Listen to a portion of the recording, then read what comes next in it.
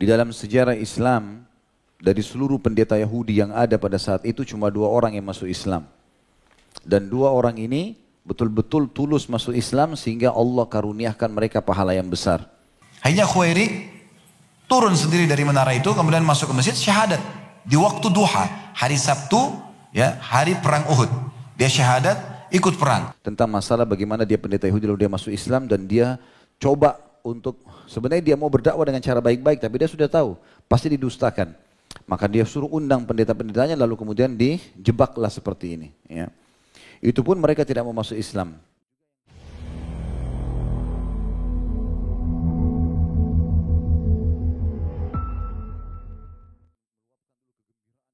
Kemudian kita menyampaikan kisah. Kalau teman-teman pernah dengar orang ini, alhamdulillah. Kalau belum dengar, ini kisah unik. Seorang pendeta Yahudi namanya Khuwairik. Khuwairik ini pada saat Nabi SAW mengumandangkan panggilan jihad di Uhud, kurang lebih di tanggal 16 Syawal, waktu itu tahun 3 Hijriah di hari Sabtu. Waktu itu belum ada media kayak kita sekarang, sehingga ada utusan Nabi keliling Madinah sambil teriak-teriak, "Wahai muslimin, Rasulullah SAW suruh kalian siap-siap berperang. Pasukan Quraisy sudah datang mendekati pintu gerbang Madinah." Mereka kumpul gitu. Ada satu pendeta Yahudi namanya Khuwairik. Orang ini naik ke atas menara benteng Yahudi sambil teriak-teriak, "Wahai Yahudi, kalian benar-benar tahu, bahkan kakek-kakek kalian hijrah ke Madinah justru karena akan keluarnya Nabi ini. Dan kalian tahu benar kalau semua ciri kenabian ada pada diri Muhammad. Kenapa kalian tidak mau beriman?" Jawaban orang Yahudi, kan dia bukan dari Bani Israel. Ini kebohongan saja. Kalau udah tahu alhamdulillah, kalau belum tahu saya jelaskan. Nabi Ibrahim punya 2 orang istri, Sarah dan Hajar. Sarah punya anak Ishak, Hajar punya anak Ismail. Dua-duanya Nabi. Ya. Nah setelah Ishak dan Ismail ini alaihi wassalatu wassalam, Nabi-Nabi yang datang banyak dari turunan Ishak. Dimulai dari Yakub. Nama lainnya Yakub, Israel. Ya, pernah dengar Bani Israel? Nah, keturunan Israel, keturunan Nabi Yakub. Datanglah setelah Nabi Yakub Yusuf, Musa, Isa, Daud, Zakaria, Yahya, Isa, semua ini Ilyasa, ya, Ayub, semua ini Nabi-Nabi Bani Israel namanya. Ya. Terakhir Nabi Muhammad SAW keluar dari turunan Ismail. Ini.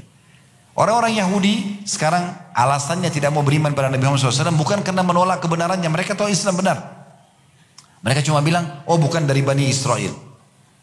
Mereka beralasan kalau Bani Israel ibunya itu induknya mereka Sarah. Sarah itu tuan. Kalau Ismail ibunya Hajar. Hajar ini mantan budak. Begitu saja. Alasan ini. Ini bukan kebenaran, tapi ini kebatilan, ya. Kemudian Khuwairik berkata, kalau begitu, gak usahlah masuk Islam. Gak usah yakin dia sebagai Nabi. Tapi kalian temukan dalam kitab Taurat ada perintah. Kalau seandainya di satu wilayah ada Nabi yang sedang ingin berperang, kita dianjurkan untuk membantunya. Apa maknanya kalimat ini? Nabi-Nabi sebelum Nabi Muhammad SAW, saudaraku seiman, mereka diutus khusus untuk kaumnya. Semua untuk kaumnya, ya. Tidak ada perintah Nabi Musa harus datang ke Indonesia di masa itu. Dia hanya di sana saja. Di lokasi dakwanya. Mesir, Palestina. Gitulah.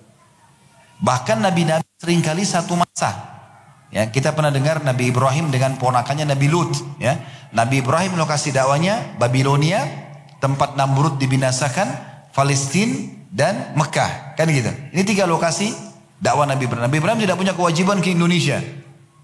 Ini lokasi dakwanya saja. Nabi Ibrahim sama ponakannya Nabi Lut itu bersebelahan lembah saja, Jordania. Laut mati, tempatnya kaum Lut disiksa, di situ Nabi Lut. Ini ada Nabi, di sini ada Nabi. Hidup semasa. Ya. Kita juga pernah tahu dalam surah Al-Kahfi Nabi Musa sezaman dengan Nabi Khidir. 2 Nabi tapi beda lokasi. Ada juga yang satu lokasi. Ya, seperti Nabi Musa sama Nabi Harun saudaranya. Seperti Nabi Isa dan sepupunya Nabi Yahya. Ya, pamannya Nabi Zakaria itu semua satu lokasi di Palestina. Nah, seperti itulah. Ya. Satu-satunya Nabi yang Allah utus untuk seluruh alam semesta. Semua wilayah wajib beriman Nabi Muhammad SAW. Makanya Allah bilang, wa ma arsalnaka illa rahmatan lil alamin. Kami tidak utus kaum Muhammad kecuali sebagai rahmat bagi seluruh alam semesta ini. Nah, dalam kitab Taurat kata Khuwairik, kalian temukan ada ayat dalam Taurat menjelaskan Kalau ada satu wilayah di sana ada Nabi dan Nabi itu memanggil jihad, kita harus membantunya. Tidak usah kalian beriman, tapi kan kalian tahu harus bantu. Maka mereka bilang nggak mau, karena ini kan hari Sabtu. Ya alasannya hari Sabtu, karena hari Sabtu mereka kultuskan, mereka nggak mau perang, mereka nggak mau kerja, malas-malasan, gitu kan? Sampai hari ini mereka kultuskan hari Sabtu, sebagaimana kita hari Jumat sebagai hari raya kita, ya, seperti itulah.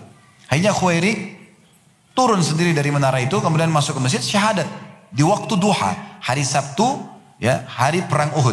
Dia syahadat, ikut perang. Subhanallah terbunuh sebelum waktu duhur. Mati syahid. Khuwairi ini, pendeta Yahudi. Waktu dia mati syahid, Nabi SAW lihat. Nabi senyum sambil mengatakan, siapa yang mau lihat penghuni surga yang belum pernah sujud sekalipun, lihat orang ini. Dia masuk Islam waktu duha. Ya. Kemudian dia meninggal sebelum duhur. Kewajiban sholat duhur belum ada. Ya. Tapi sudah mati syahid. Mudah sekali, subhanallah, mudah sekali.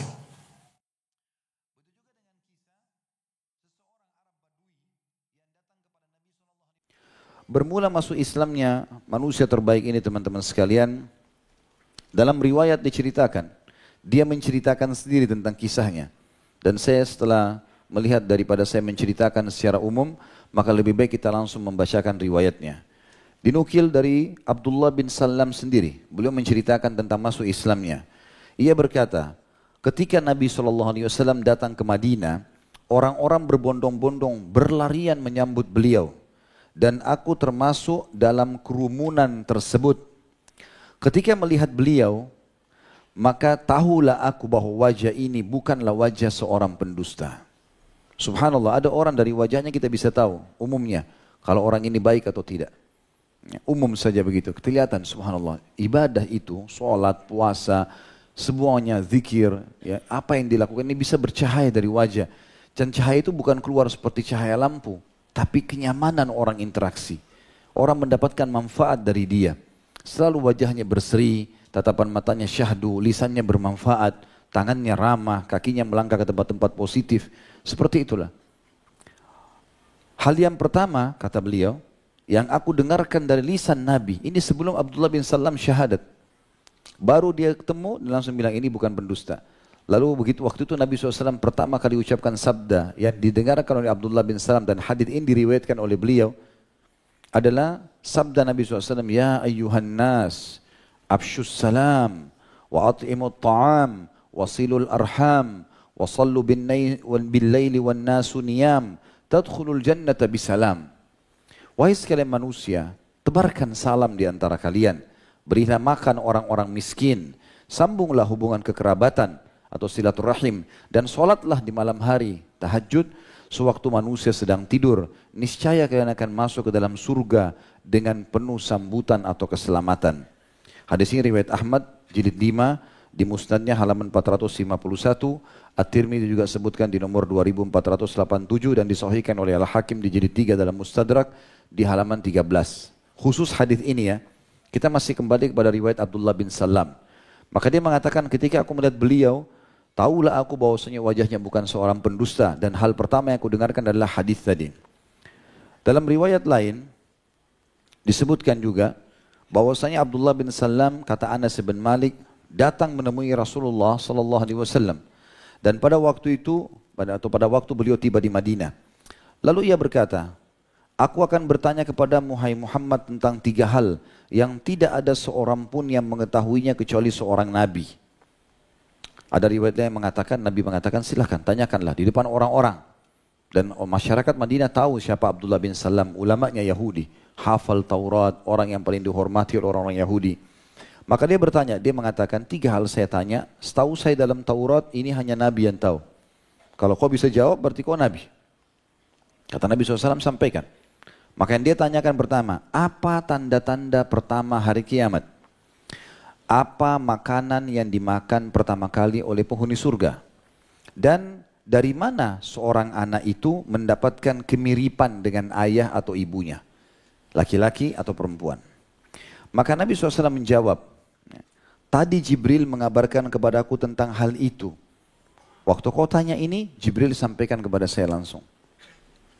Ia menjawab, Abdullah bin Salam bilang, waktu Nabi bilang, Jibril sampaikan kepada saya, dia bilang, Jibril itu adalah musuh orang-orang Yahudi dari kalangan malaikat.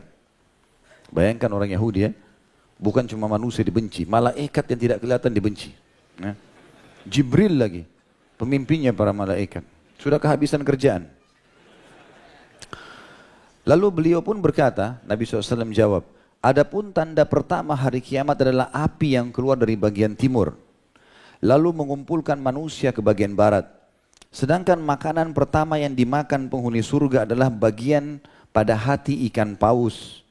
Adapun mengenai kemiripan, mana bila atau maka bila air mani laki-laki keluar mendahului air mani wanita, maksudnya laki-laki yang lebih dulu klimaks, maka anak akan mirip dengannya. Ya, makna mirip berarti bisa jadi anak laki-laki. Dan bila air mani wanita keluar mendahului air mani laki-laki, maka akan mirip dengan perempuan tersebut. Mendengarkan hal itu, tiba-tiba Abdullah bin Salam mengatakan, aku bersaksi bahwasanya engkau adalah Rasulullah. Lalu ia berkata, wahai Rasulullah, sesungguhnya orang-orang Yahudi adalah kaum pendusta. Makna kaum pendusta adalah secara umum, bukan semuanya, tapi secara umum. Mereka sudah menjadikan itu hal yang biasa di tengah-tengah mereka. Jika mereka mengetahui keislamanku, pasti mereka akan mendustakanku. Karena kalau aku masuk Islam pengaruhnya besar. Maka mereka pasti dustakan. Karena itu, tolong kirimkan orang kepada mereka agar menanyakan tentang diriku. Lalu Nabi SAW mengutus utusan kepada mereka orang-orang Yahudi. Kemudian bertanya, laki-laki seperti apakah Ibnu Salam itu di tengah kalian? Mereka menjawab, ia adalah Robi atau ulama kami. Dan putra Robi kami. Robi maksudnya adalah ulama. Artinya dia sama ayahnya dua-dua ulama. Ia ulama kami dan putra ulama kami.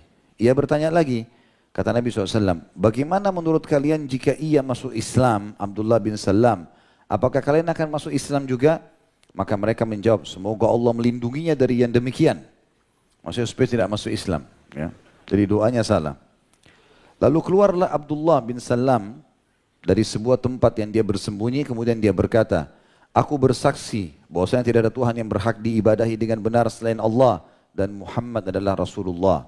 Maka tiba-tiba orang Yahudi mengatakan, ini adalah orang yang terburuk di antara kami dan putra orang terburuk dari kami. Ia adalah orang paling bodoh di antara kami dan putra orang paling bodoh. Maka berkatalah Abdullah, wahai Rasulullah, bukankah sudah aku beritahukan kepadamu bahwa orang-orang Yahudi kaum pendusta? Dan hadis ini diriwayatkan oleh Al-Bukhari nomor 3329 dan juga disebutkan di jilid 4 di halaman 261. Riwayat yang lain melengkapkan satu sama yang lain kisah masuk Islamnya manusia yang mulia ini adalah disampaikan juga oleh beliau sendiri Abdullah bin Salam radhiyallahu anhu, yang mengatakan, tak kala aku mendengar Rasulullah SAW atau tentang Rasulullah SAW, maka tahulah aku sifatnya. Waktu aku dengar di Mekah, dia keluar, aku udah tahu ini nabinya. Walaupun belum ketemu, sifatnya dinukilkan orang-orang. Sifatnya itu ramah, dermawan, baik, itu gitu.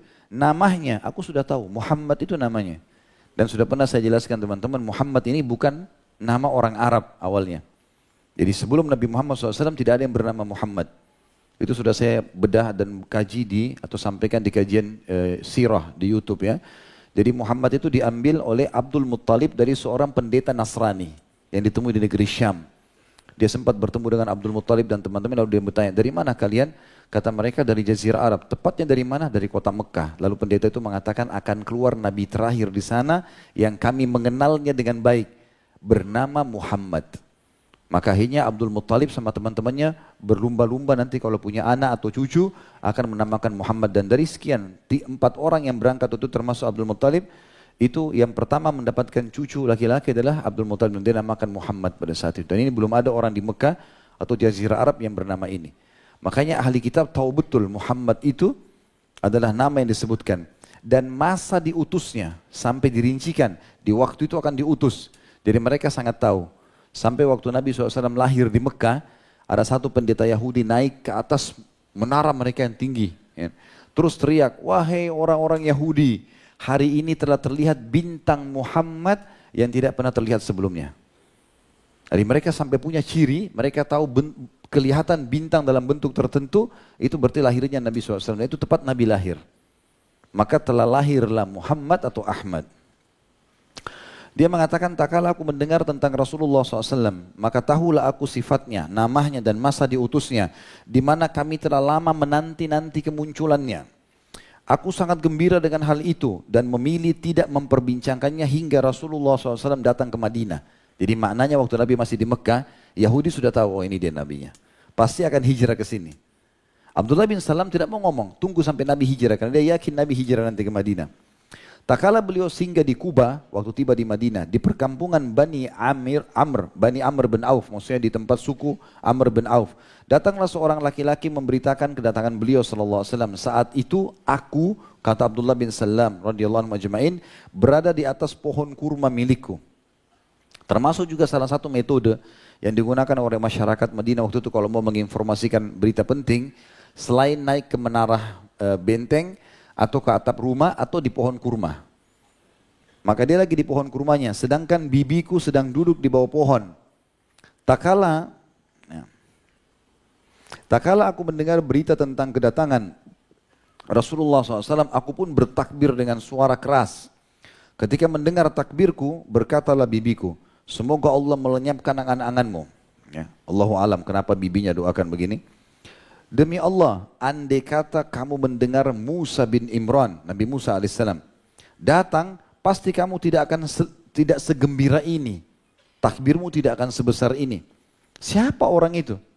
Maka aku berkata kepada bibiku, wahai bibi, demi Allah, ia adalah saudara Musa bin Imran. Agamanya sama dan ia diutus dengan wahyu yang sama. Lalu bibinya berkata, wahai ponakanku, apakah dia nabi yang dikabarkan kepada kita? Yang akan diutus bersamanya, akan diutus bersama dekatnya hari kiamat. Maka aku berkata, iya. Lalu ia pun berkata, kalau begitu dialah orangnya. Kemudian aku pergi menemui Rasulullah SAW. Dalam sebagian riwayat yang lain, bibinya mengatakan, kenapa kau teriak seperti itu? Ya, kalau seandainya Musa pun datang, kau tidak akan mungkin segembira itu. Maka dia mengatakan, wahai bibi, inilah nabi yang kita tunggu. Maka kata bibinya, kalau gitu pergilah, pastikan apakah dia yang kau maksudkan. Maka pergilah Abdullah bin Salam lalu menanyakan 3 pertanyaan tadi. Kemudian dia syahadat, dia pulang, dia sampaikan bibinya pun masuk Islam. Jadi keluarga dekatnya ada yang masuk Islam di situ. Lalu kemudian aku pergi menemui Rasulullah SAW, lalu masuk Islam. Setelah itu aku pulang menemui keluargaku, istri dan anaknya. Dan menyuruh mereka masuk Islam, maka mereka pun masuk Islam. Tentu di sini saya sudah coba telusuri istri dan anak Abdullah bin Salam, saya pribadi bukan keterbatasan ilmu belum saya temukan. Jadi saya tidak bisa sebutkan nama istrinya dan juga jumlah anaknya. Tapi yang jelas ini semua masuk Islam. Lalu aku merahasiakan keislamanku dari orang-orang Yahudi. Kemudian aku mendatangi Rasulullah SAW dan berkata kepadanya, wahai Rasulullah, sesungguhnya orang-orang Yahudi adalah kaum pendusta. Aku ingin engkau membawaku masuk ke salah satu rumahmu untuk menyembunyikanku dari mereka. Jadi riwayat ini menyempurnakan riwayat sebelumnya. Tadi cuma sekedar disembunyikan. Di sini dia minta disembunyikan di rumah Nabi SAW. Kenapa rumah Nabi? Karena rumah Nabi dempet dengan masjid. Dan ada pintu langsung masuk dari rumah Nabi ke dalam masjid. Kemudian tanyakan kepada mereka tentangku. Hingga mereka memberitahukan kepadamu bagaimana kedudukanku di tengah-tengah mereka. Sebelum mereka mengetahui keislamanku. Sebab jika mereka mengetahui keislamanku, mereka pasti akan mendustakanku dan mencelaku. Lalu beliau membawaku masuk ke salah satu rumahnya. Setelah itu orang-orang Yahudi masuk menemui beliau. Sampai sini dulu saya tambahkan. Jadi ada riwayat lain, Sofia radhiyallahu anha, istri Nabi SAW dari kalangan Yahudi. Waktu Nabi SAW menembus benteng Khaybar dan menawarkan Sofia, kalau kau ingin masuk Islam, saya bebaskan dari keterbudakan. Langsung Sofia mengatakan, asyhadu an la ilaha illallah wa anna Muhammad Rasulullah. Nabi SAW tanya, kenapa kau cepat sekali masuk Islam? Biasanya orang Yahudi susah gitu. Kaum wanitanya pun sama. Maka dia menceritakan, dia mengatakan, ya Rasulullah, waktu Abdullah bin Salam, jadi kata Sofia menceritakan masalah itu. Abdullah bin Salam mempermalukan orang-orang Yahudi di masjid Anda di Madinah. Aku ini dulu ada di rumahku masih kecil. Pamanku dan ayahku termasuk pendeta Yahudi yang diundang ke masjid Anda. Ayahnya namanya Huyai bin Akhtab. Ya. Maka mereka berdua ini, ayahku dan pamanku, setiap kali masuk rumah pasti menciumku, pasti memelukku. Tapi khusus pada saat kasus itu terjadi, mereka dipermalukan di depan Anda oleh Abdullah bin Salam, mereka pulang ke rumah, buka pintu, mereka sama sekali tidak menghiraukanku, tidak menciumku, tidak memelukku, sementara aku masih kecil. Lalu aku mendengar pembicaraan mereka. Kebetulan ayahnya dan pamannya dua-dua pendeta Yahudi. Maka ayahku bertanya, namanya Huyai. Dia tanya saudaranya, apakah dia orangnya? Kata pamanku, iya. Yakin? Iya. Lalu kemudian ayahku bertanya lagi, apakah dia yang betul-betul cirinya disebutkan dalam Taurat? Namanya, sifatnya, semuanya? Kata pamanku, iya. Lalu kata ayahku, kata Sofia ini sebab kenapa dia masuk Islam radhiyallahu anha. Dia mengatakan, ayah tanya, lalu apa keputusanmu? Dia tanya kakaknya nih. Kakaknya mengatakan, aku akan memusuhinya sampai hari kiamat. Kan kebodohan yang luar biasa. Maka sudah tahu benar, tidak mau, gitu kan? Dan ini yang menyebabkan kenapa Nabi SAW menafsirkan Al-Fatihah, dan itu disampaikan oleh Ibnu Abbas dari Nabi SAW, ghairil maghdubi alaihim, bukan orang-orang yang kau murkahi ya Allah, Yahudi. Waladhdallin, orang sesat adalah Nasrani. Karena Yahudi tahu kebenaran tidak mau diikuti. Nasrani mau berdakwah tapi salah, mengatakan Allah punya Tuhan, Allah punya anak. Ini keliru. Maka kata Sofia, pamanku mengatakan itu. Lalu ayahku juga ikut-ikutan. Mengatakan kalau begitu aku bersamamu. Bersama masuk neraka tentunya. Ya. Kita kembali ke riwayat ini. Jadi kata beliau, lalu beliau, maksudnya Nabi SAW, membawaku masuk ke salah satu rumahnya. Setelah itu orang-orang Yahudi masuk menemui beliau, menemui di masjid Nabi. Karena Nabi undang mereka datang. Datanglah mereka. Berbicara dan bertanya kepada beliau. Kemudian beliau bertanya kepada mereka, laki-laki seperti apakah Al-Husain ibn Salam di kalangan kalian? Karena sebelum masuk Islam namanya Al-Husain. Nabi ganti akhirnya Abdullah bin Salam. Di sini teman-teman sekalian, Nabi SAW di awal pertemuan sama mereka dalam beberapa riwayat lain menawarkan Islam. Wahai Yahudi, bertakwalah kepada Allah. Kalian tahu saya adalah Nabi. Kalian tahu nama saya, tahu sifat saya, tahu semua cirinya. Kalian tahu ini tempat hijrah saya. Dan kalian hijrah di sini menunggu saya. Kenapa kalian tidak mau beriman? Mereka tidak mau. Mereka mengatakan alasannya, karena kau dari turunan Arab, sementara kami dari turunan Yakub, yaitu turunan Israel. Jadi ini kalau kita rentet historinya, Nabi Ibrahim alaihissalam punya dua orang istri. Yang pertama namanya Sarah, yang kedua namanya Hajar. Dari Sarah ada anak, namanya Ishak. Dari Hajar namanya Ismail. Dua-dua Nabi. Ya. Setelah Ishak dan Ismail, nabi-nabi datang dari turunan Ishak. Semuanya. Ishak, Yakub, Yusuf, ya. Nah, Yakub ini anaknya Ishak, nama lainnya Israel. Kalau dikatakan Bani Israel berarti keturunannya Israelin, keturunannya Yakub. Negara Israel mengambil nama itu sekarang.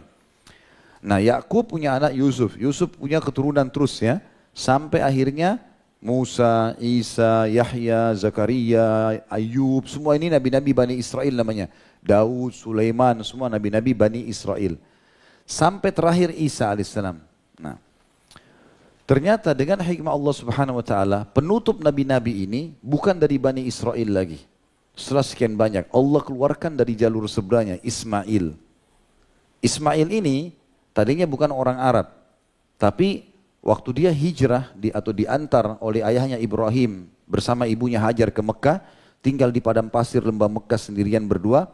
Lalu Ibrahim alaihissalam meninggalkan karena ini perintah Allah. Tiba-tiba ada suku Arab dari Yaman, ya, itu keluar dari Yaman kemudian tinggal bersama Hajar dan Ismail. Ini sudah saya ceritakan dalam sirah di YouTube. Kemudian datang tinggal di sana. Nah, suku ini suku asli Arab dari Yaman. Maka Ismail berbaur dengan mereka. Akhirnya bahasanya bahasa Arab dan dia menikah dengan anak kepala suku itu. Dan dalam buku-buku yang menjelaskan tentang histori suku Arab ini, mereka menyebutkan ada dua Arab. Ada Arab asli, ada Arab musta'ribah. Ada Arab orang turunan asli Arab, ada orang Arab yang terarabkan. Karena bahasa, karena pernikahan. Kalau orang Arab menganggap semua yang sudah nikah sama orang Arab atau yang menggunakan bahasanya dikatakan orang Arab. Contoh misalnya, di Irak itu asalnya suku Babilonia. Tapi setelah Islam menyebar sana, di zaman Umar bin Khattab radhiyallahu anhu ada perang menjatuhkan negeri Persia, menaklukkan negeri Persia di tahun 16 Hijriah di tangan Sa'ad bin Abi Waqqas radhiyallahu anhu. Maka orang-orang Muslim Arab dari sahabat menikah dan berbaur dengan mereka. Maka dikenallah Irak negara Arab. Mesir juga aslinya suku Kipti. bukan orang Arab, tapi Amr bin As radhiyallahu anhu di tahun 20 Hijriah menyerang ke sana, kemudian berbaur sama mereka, menikahlah dengan kaum muslimin, orang-orang asli, menjadilah mereka bangsa Arab sekarang. Ada lagi yang memang tidak masuk ke dalam sana, ya, orang-orang Arab, tapi dasarnya memang mereka menggunakan bahasa Arab seperti Sudan, ya. Mereka berkulit hitam dari Afrika, tapi mereka menggunakan bahasa Arab, maka di Liga Arab masuk negara-negara Arab ini. Makanya diistilahkan Ismail alaihissalam adalah Arab Musta'ribah. Quraisy dari turunan Ismail, maka dianggap turunan Arab, gitu kan? Karena ada kakek-kakek mereka dari turunan Arab. Orang-orang Yahudi berargumentasi mengatakan, kami nggak mau beriman pada Muhammad karena kau bukan turunan Israel, tapi turunan Ismail. Lalu mereka tambah lagi isu bohong. Mereka mengatakan, kalau Ishak dari Sarah, Sarah orang terhormat. Kalau Ismail dari Hajar, Hajar mantan budak. Mereka bilang begitu, ya. Mantan budaknya Hajar. Padahal sebenarnya banyak riwayat yang menjelaskan Hajar ini ya dihadiahkan oleh Raja Mesir kepada Sarah. Ya, kemudian memang membantu Sarah, tetapi dibebaskan oleh Sarah, kemudian dinikahi oleh Ismail AS. Maka itu bukan berarti keterbudakan saja, tapi memang orang yang bebas, gitu kan. Tapi ini isu saja, hanya karena mereka tidak mau beriman. Di sini dikatakan teman-teman sekalian, karena mereka nolak waktu diajak masuk Islam Nabi SAW, kemudian beliau bertanya pada mereka, laki-laki seperti apa Al-Husain bin Salam di kalangan kalian? Maksudnya, apa penilaian kalian untuk mereka, untuk dia? Maka para Yahudi mengatakan, ini pendeta-pendetanya ya, ia adalah pemimpin kami, dan putra pemimpin kami. Ia robi kami dan ulama kami, maksudnya dia ulama kami dan keturunan ulama kami. Tak kala mereka selesai mengucapkan puji-pujian tersebut, maka Abdullah bin Salam mengatakan, aku keluar menemui mereka dari rumah Nabi SAW. Lalu aku tiba-tiba mengatakan, wahai orang-orang Yahudi, bertakwalah kepada Allah dan terimalah apa yang dibawanya kepada kalian. Dan dibawa oleh orang ini terima. Karena kalian tahu semua dan saya pendeta kalian. Demi Allah, sesungguhnya kalian benar-benar telah mengetahui bahwa beliau ini adalah Rasulullah yang kalian temukan tertulis di dalam kitab Taurat yang ada pada kalian dengan nama dan sifatnya. Ini tidak asing, namanya, ciri-ciri mukanya, segala macam jalur nasabnya, ini sudah jelas. Sesungguhnya aku bersaksi bahwasanya ia adalah Rasulullah. Aku beriman kepadanya, membenarkannya dan mengenalinya. Lalu mereka pun berkata, engkau berdusta. Kemudian mereka mulai mencaci maki diriku. Lalu aku berkata kepada Rasulullah SAW, bukankah sudah aku beritahukan kepadamu wahai Rasulullah, bahwa mereka adalah kaum pendusta, pembual, licik dan keji. Setelah itu aku menampakkan keislamanku dan keislaman keluargaku. Maka masuk Islamlah bibiku yang bernama Khalidah bintil Harith, dan baiklah keislamannya. Riwayat yang panjang ini diriwayatkan oleh Al-Baihaqi dalam kitab Ad-Dalail, di jilid 2 halaman 530-531, dan Ibnu Katsir juga menyebutkan dalam kitab Al-Bidayah wa Nihayah di jilid 3 halaman 211. Ini berhubungan dengan kisah masuk Islamnya radhiyallahu anhu. Ada dua penting di situ ya, tentang masalah bagaimana dia pendeta Yahudi lalu dia masuk Islam dan dia coba untuk, sebenarnya dia mau berdakwah dengan cara baik-baik, tapi dia sudah tahu pasti didustakan. Maka dia suruh undang pendeta-pendetanya, lalu kemudian dijebaklah seperti ini ya. Itu pun mereka tidak mau masuk Islam. Juga yang kedua di sini adalah bagaimana bibinya, ya, termasuk orang yang beriman, tapi sempat Abdullah bin Salam meluapkan dulu kegembiraan yang besar di hadapannya, baru kemudian dia tertarik untuk masuk Islam.